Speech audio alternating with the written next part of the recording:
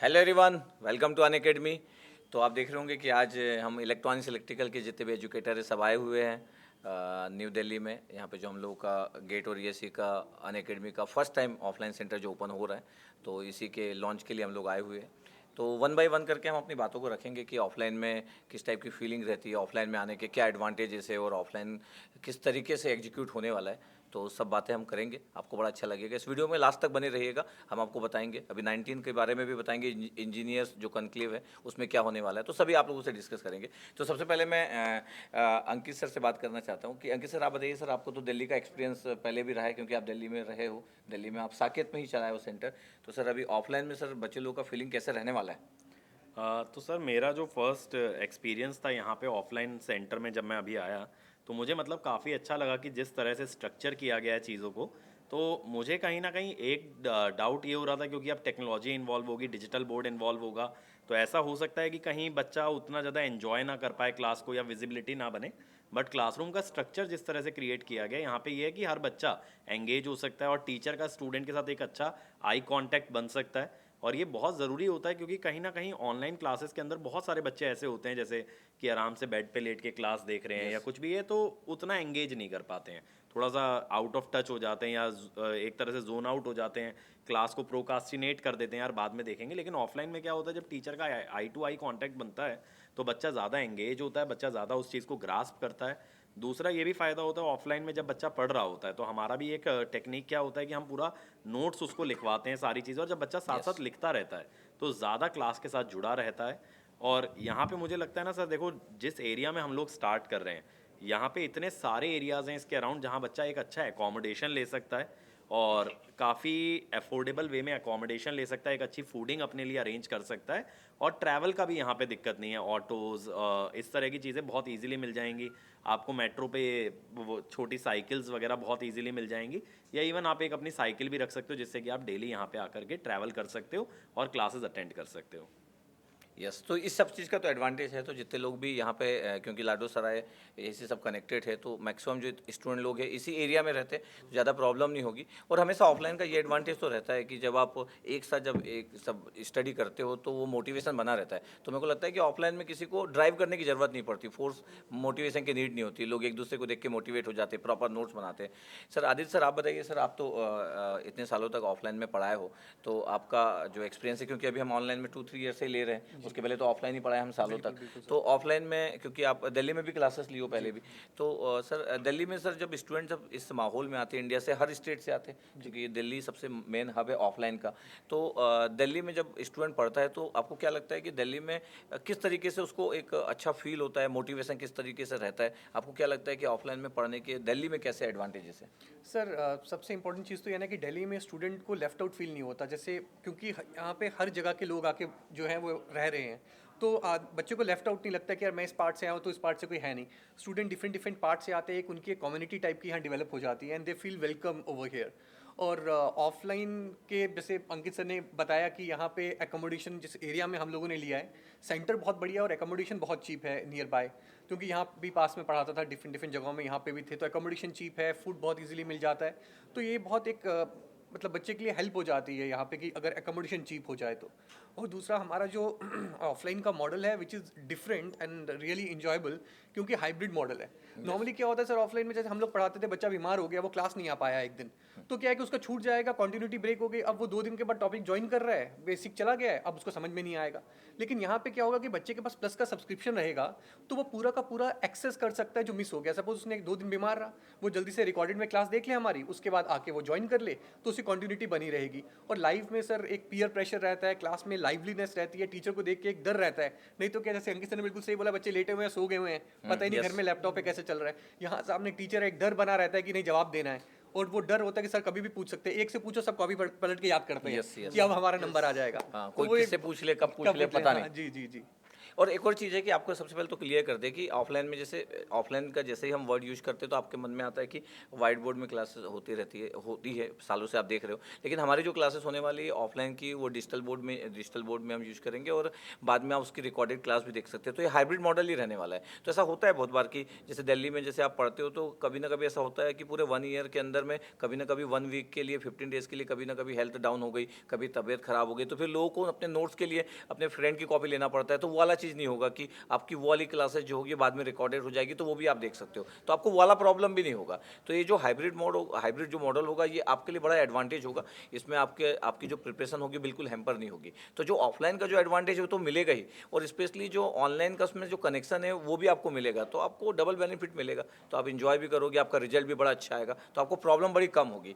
Gurpal sir से next पूछना चाहूँगा कि अभी इंजीनियरिंग मैथमेटिक्स जब आप लोगे तो क्योंकि इंजीनियरिंग मैथमेटिक्स में रहेगा कि सब बच्चे नॉर्मली कॉमन रहेंगे, तो सबसे ज़्यादा बच्चे तो आप ही को देखने को मिलेंगे। तो ऑफलाइन में हमेशा से एक टीचर को ये रहता है कि उसकी क्लास में जितने ज़्यादा बच्चे रहते हैं वो जैसे ही वो एंट्री मारता है क्लास के अंदर और बच्चे अगर ज़्यादा है तो वो एनर्जी ना टीचर में आ जाती है।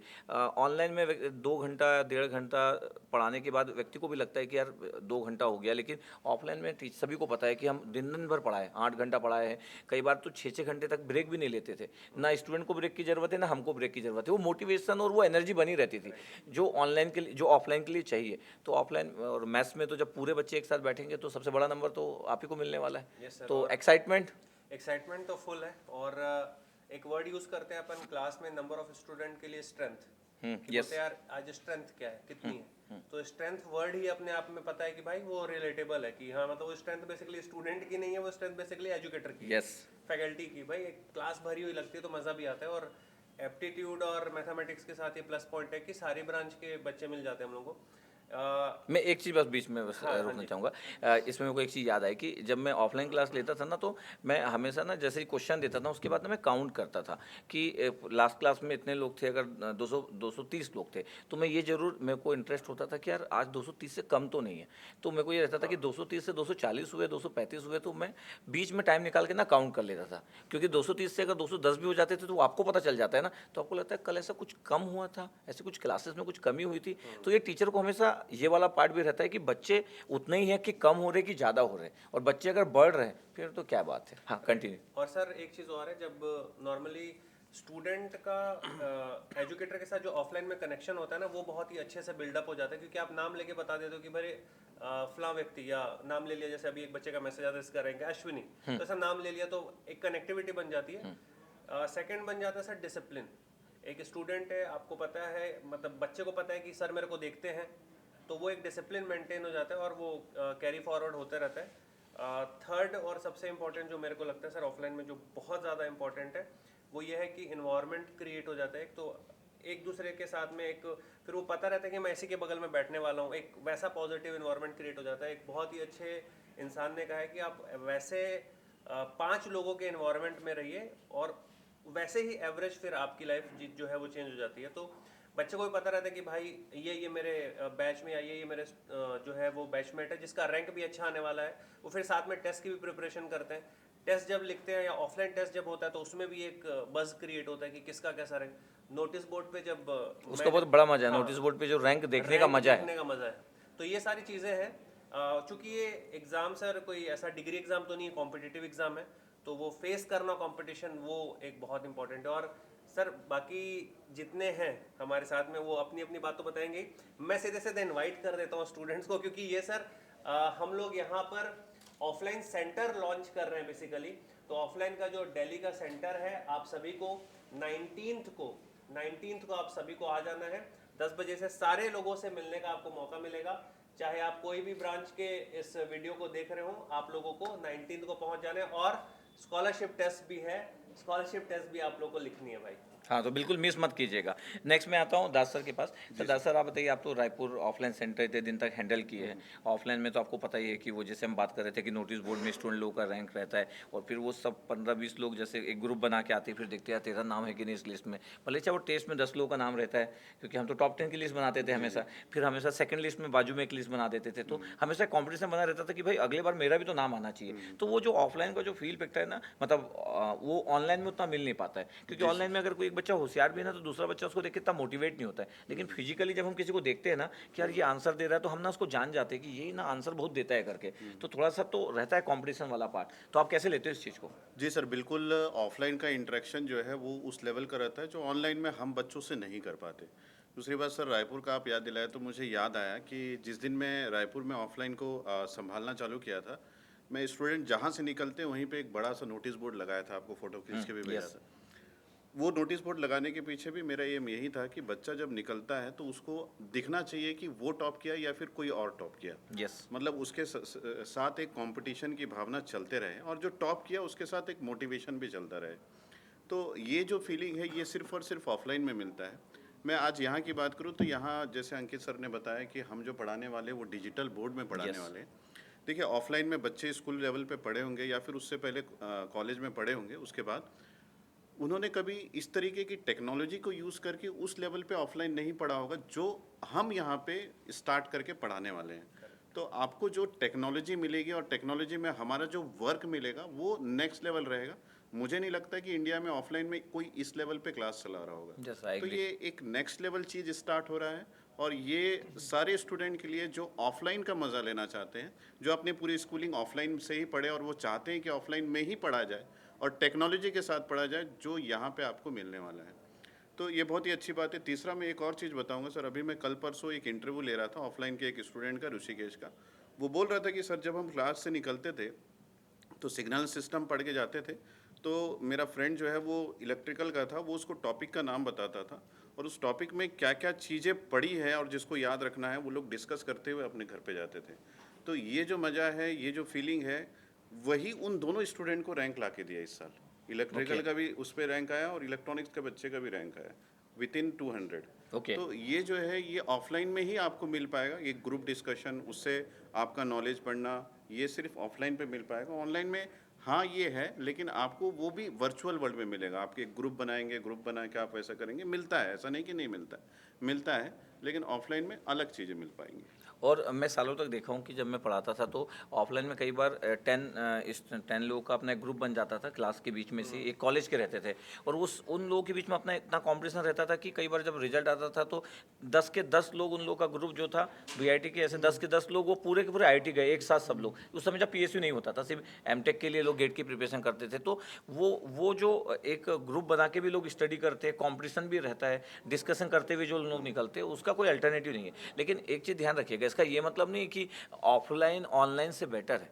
हम अभी ऑफलाइन के बारे में बात कर रहे हैं तो हम ऑफलाइन के पॉइंट्स बता रहे हैं। ऑनलाइन का अपना पॉइंट्स होता है, ऑफलाइन का अपना पॉइंट्स होता है, क्योंकि हमारे पास ऑलरेडी इंडिया का सबसे अच्छा इंटरफेस है। हम ऑनलाइन में इन जनरल ही पूरे इंडिया में लीड कर रहे हैं, सबसे अच्छा कंटेंट देते हैं। कई बार स्टूडेंट पूछते हैं कि सर कोई डिफरेंस तो नहीं रहेगा? कंटेंट वाइज कोई डिफरेंस नहीं रहेगा। अगर अंकित सर जो पढ़ाते हैं ऑनलाइन में वो ऑफलाइन में पढ़ाएंगे, मैं जो पढ़ाता हूँ मैं वो ऑनलाइन और ऑफलाइन में सेम रहेगा, तो कंटेंट वाइज कुछ नहीं रहेगा। हाँ, कभी कभी ये जरूर रहता है कि ऑफलाइन में जब हम स्टेज में घूमते हुए रहते, किसी स्टूडेंट की कॉपी देखते, तो कई बार कुछ एक्स्ट्रा पॉइंट आ जाते, कुछ एक्स्ट्रा बातें आ जाती है, क्योंकि वो एनर्जी रहती है, उस एनर्जी उस मोमेंट में तो कई चीज़ें आ जाती है, उसका अपना मजा है। सुजीत सर, अपना एक्सपीरियंस शेयर कीजिए।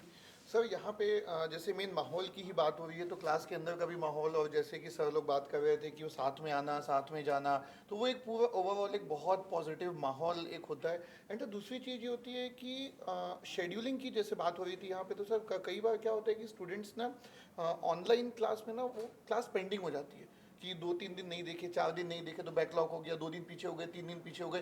तो मुझे ऐसा लगता है कि सर ऑनलाइन में मैक्सिमम स्टूडेंट्स सिलेबस कंप्लीट नहीं कर पाते, तो ऑफलाइन में ये मिनिमम होता है सर, क्योंकि मैक्सिमम स्टूडेंट्स हम देखते हैं कि डेली क्लास आते हैं, और क्योंकि एक माहौल इस टाइप का डेवलप होता है तो वो डेली क्लास आते हैं, तो उसका भी सिलेबस खत्म होता है। क्योंकि सर हम तो ऑनलाइन में भी सिलेबस कंप्लीट कराएंगे, ऑफलाइन में भी कराएंगे, Yes. बट स्टूडेंट का जो सिलेबस है वो ऑफलाइन में ज़्यादा स्टूडेंट्स लोग कंप्लीट कर पाते हैं। ऐसी एक मैं डिफरेंस सोच पा रहा हूँ। लास्ट 3 इयर्स का अगर मैं भी देखा हूँ ना, जब मैं पूरे लोगों से जब फीडबैक भी लेता हूँ, तो ऐसा होता है कि कितने लोग अपना सिलेबस कंप्लीट किए थे, हम तो पूरा पढ़ा दिए, लेकिन कितने लोग कंप्लीट किए थे, तो वो परसेंटेज जो है वो ऑफलाइन के कंपेयर में छोटा है। ऑफलाइन में आपकी मजबूरी है, आप ऐसा नहीं हो सकता ना कि ऑफलाइन में क्लास में बैठे बैठे आप किसी को कॉल लगा लिए, ऐसा नहीं कर सकते ना आप। चाहे किसी का कॉल आ रहा है, आप बैठ के मैसेज का रिप्लाई तो नहीं करेंगे, लेकिन ऑनलाइन में तो व्यक्ति कर ही रहा है ना। ऑनलाइन में तो व्यक्ति मैसेज भी कर रहा है, क्लास भी पढ़ रहा है, कभी क्लास से बाहर भी निकल गया। ऑनलाइन क्लास में मोबाइल में पढ़ रहा है, एक नोटिफिकेशन आया और पूरा वो डाइवर्ट हो गया और वो गया और बाहर और वापस क्लास में नहीं आ पाएगा।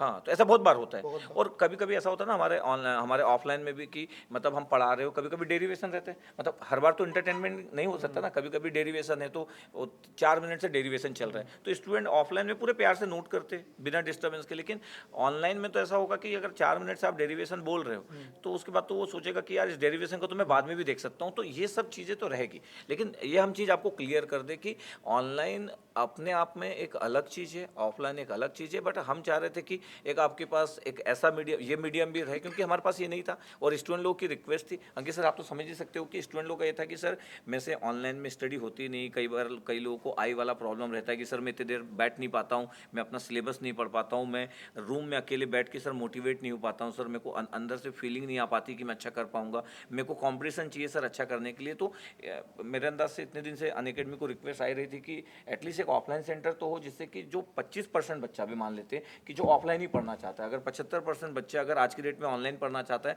तो भी 20 से 25% बच्चा ऐसा है जो ऑफलाइन ही पढ़ना चाहता है। तो इसलिए हम स्टार्ट किए। इसमें आपका क्या सर पॉइंट? सर मेरा ये मानना है ना, ऑफलाइन सबसे ज़्यादा बेनिफिशियल होता है एक ड्रॉप आउट स्टूडेंट के लिए। Yes. क्योंकि उसके पास सफिशिएंट टाइम होता है।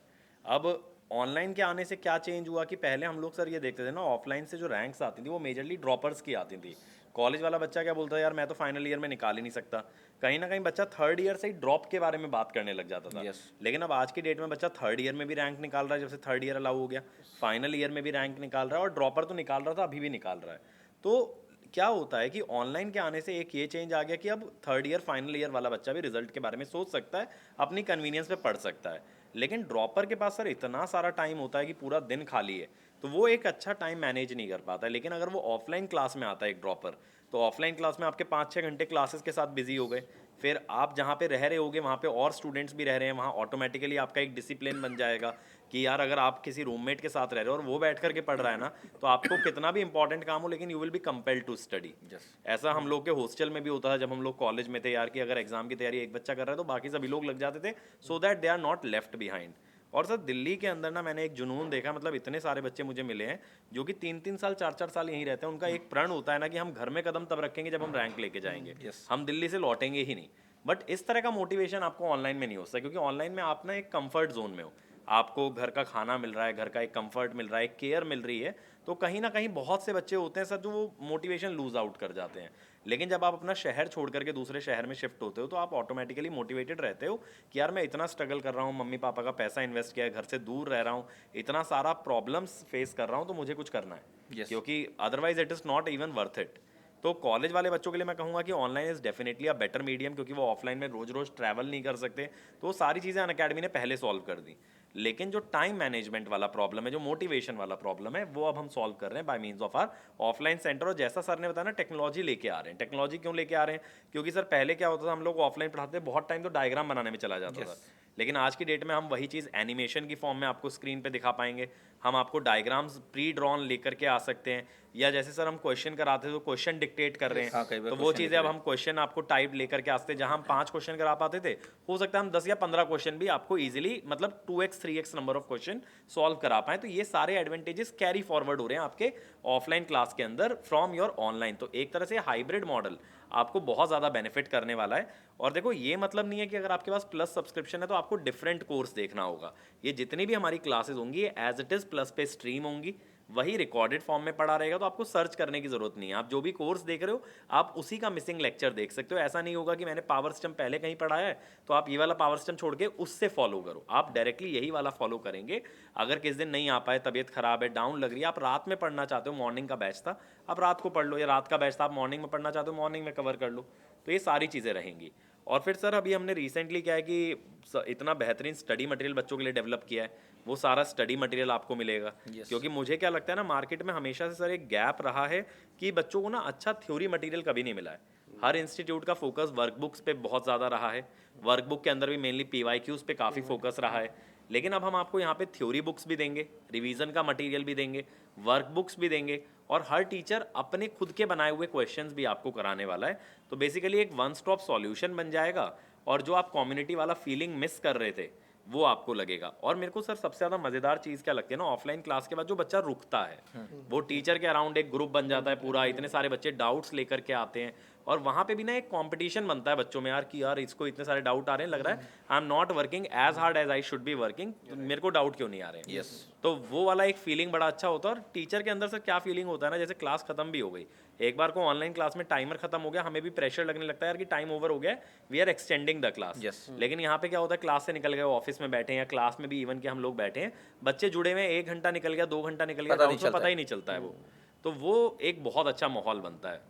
और वैसा भी रहता है ना कि अगर एक या दो लोग डाउट अगर पूछ भी रहते हैं ना तो पीछे 10 लोग खड़े रहते हैं, वो ये भी देखते हैं कि ये 2 लोग क्या डाउट पूछ रहे हैं। तो वो जो माहौल बनता है ना 10 लोगों का कि अरे यार ये क्या डाउट पूछ रहा है, ये डाउट कैसे सॉल्व हो रहा है। और ऑफलाइन में बिल्कुल पता नहीं चल पाता। ऑनलाइन में तो ठीक है टीचर भी रहता है कि चलो अब क्लास खत्म हो गई, लेकिन मेरे को लगता है कि ऑफलाइन में हम दिन में 8 घंटा 10 घंटा भी इंगेज रहते हैं तो बिल्कुल पता नहीं चल पाता। ऐसा कभी नहीं होता है कि मॉर्निंग से क्लास चल रही है इवनिंग तक क्लास चल रही तो एकदम एकदम हेक्टिक हो गया, ऐसा बिल्कुल नहीं होता है। मतलब वो सिर्फ एनर्जी के कारण हो पाता है, तो मोटिवेशन तो रहता है। तो मेरे को लगता है कि दोनों साइड से विन विन सिचुएशन रहती है। ऐसा मेरा मानना है कि एक स्टूडेंट इतने देर तक ऑनलाइन में जो नहीं पढ़ सकता है वो ऑफलाइन में पढ़ सकता है। एक टीचर ऑनलाइन में 10 घंटे एक दिन में पढ़ाना उसके लिए इतना आसान नहीं है। कुछ लोग पढ़ा सकते हैं लेकिन इतना आसान सच में नहीं। लेकिन ऑफलाइन में बहुत सारे टीचर 8 to 10 आवर्स एवरेज पढ़ा देते हैं। तो वो जो एनर्जी वाला जो पार्ट है और मोटिवेशन वाला पार्ट है वो दोनों के लिए काम करता है।